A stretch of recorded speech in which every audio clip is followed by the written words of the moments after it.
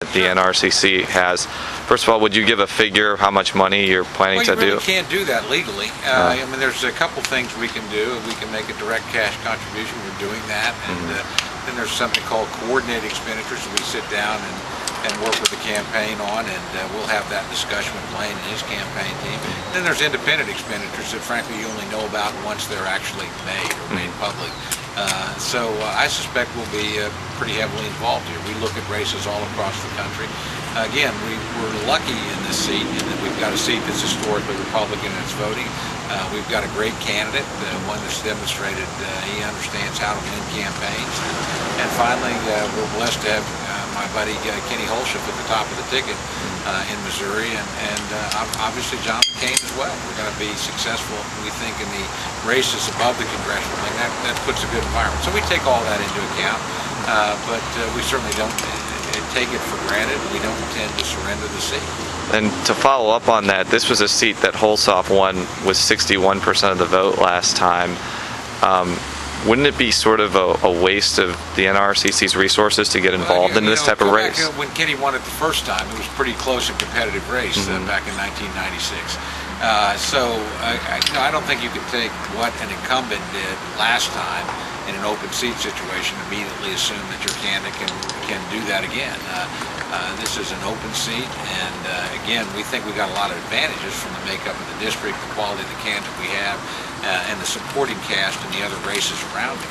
But we also recognize that the other side's going to come to play too. So we'll take all that into account. We'll see how we do. But we are very intent on winning this race. I wouldn't be here if we weren't. And one last question on that note: is any decision for you to come here today, for you to personally campaign on Blaine's behalf? Does that have anything to do with Chris Van Hollen coming last week? No, we really don't make our travel schedules up according to where Chris goes. But I think the fact that we're both here is indicative that you've got a real race. And again, we recognize that. We think we've got the high ground. We think we've got the better candidate. We think we've got the better district. We think we've got actually the better environment. So I would actually say we're the favorite in the race. But wherever there's going to be open seats, you're going to have people on both sides taking a long, hard look. Believe me, if at the end of the day Blaine has the resources and we're able to have the debate on the issues, we're going to win because frankly he represents the values and the views of the people of this district much more directly than his opponent does. This is, again, historically a conservative district, not just a Republican district, and we've got a very liberal Democratic candidate, really almost the mirror image of Nancy Pelosi on the other side. So we like that kind of contrast, but we know he needs the resources to be able to get himself known and go out and make the case for his views. And if he's got them, he'll be successful. Blaine, maybe a question for you on your own fundraising levels. During the primary campaign, as far as donations went, you actually lagged behind a couple of your opponents. You did loan yourself a lot of money.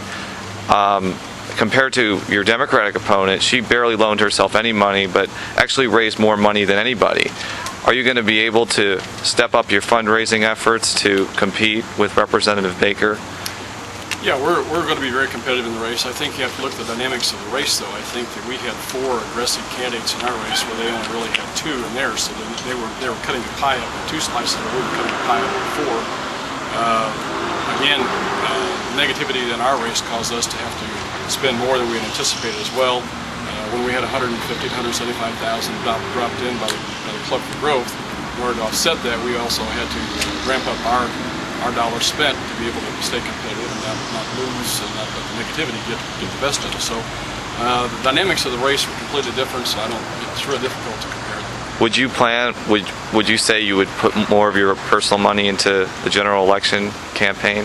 I don't think it's going to be necessary this time. I think we're going to have adequate funds from all the different sources that we've been talking to, the different the business community and the different folks like NRA and all the other Republican National Committee have come in and are going to be very supportive of our candidacy. We're looking forward to continue to work with all those folks, and at this point, if we feel very comfortable, we'll have adequate funds to be fully funded for the campaign.